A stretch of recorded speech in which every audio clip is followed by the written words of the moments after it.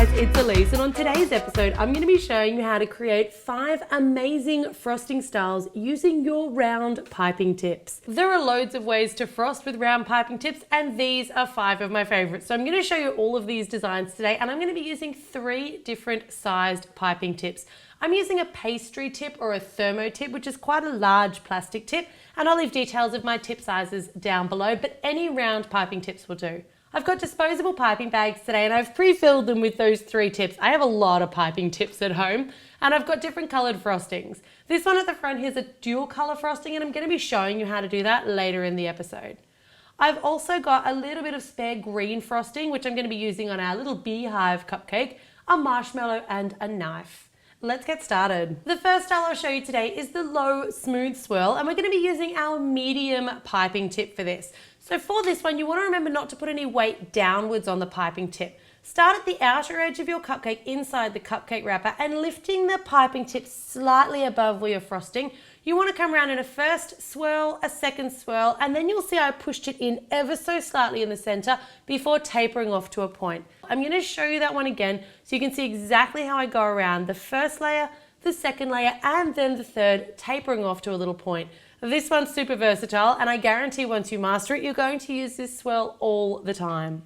Number 2 frosting style, the spiky pics. I'm going to be using the same piping tip again, so that medium piping tip, and you're just going to come around the outer edge and squeeze gently while lifting the piping bag up. So as you lift, you're actually causing it to taper, and you want to try and get these roughly the same size. This looks great in any color, but if you do it in a pale pink or a yellow with little silver balls popped on top of each of the peaks, it's perfect for a princess party. It's a really unique frosting style.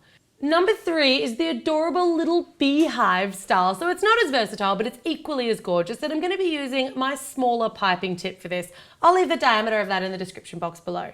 So to begin with, I'm going to give it some green grass effect by using the back of my knife to scoop on some of that green frosting. Try not to let it get over the outer edges of the cupcake liner and keep it as flat as possible. While it's still wet, stick your little marshmallow on top, which is going to stop you having a massive mound of frosting. Then you want to take your piping tip, and we're just going to start at the very, very base. Essentially, you're ringing the bottom of that marshmallow, and make sure that you don't leave too much of a gap on that first bottom layer. And you just want to go around 1, 2, 3, and 4 before tapering into a nice little point. Once again, no downwards pressure on that piping bag. You're slightly lifting it so that you get that nice point and so that you don't squish down your little beehive. The little bees I made just using yellow jelly bellies and a black edible marker. Number 4, the one squeeze wonder. Looks really simple, but actually requires a little bit of skill. So with all of these, you need to make sure that your frosting is right at the end of your piping tip. And for the one squeeze wonder, we're going to do one big squeeze. I'm applying a tiny amount of downwards pressure, and then as I get about halfway up the mound, I start lifting the bag before pulling it very quickly away, and that gives me that beautiful, nice high point.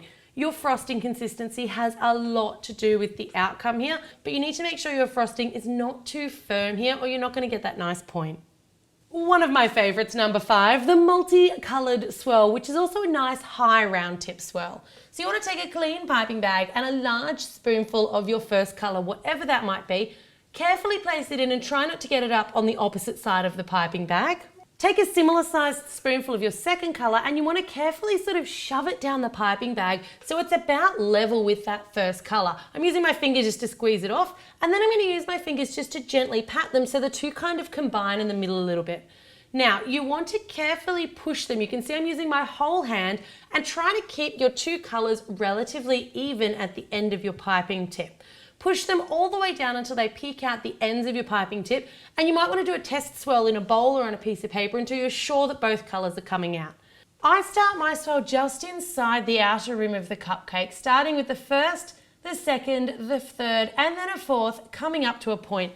I don't go all the way around to the outer edges here because otherwise it ends up being a ton of frosting, and there is nothing wrong with a ton of frosting. It really is up to you, but I like how tall and neat it looks when you kind of just leave that little gap around the outside edge of the cupcake. These are 5 of my favorite frosting styles, and some really cool ways that you can use your round piping tips for things other than just a straight old-fashioned round swirl.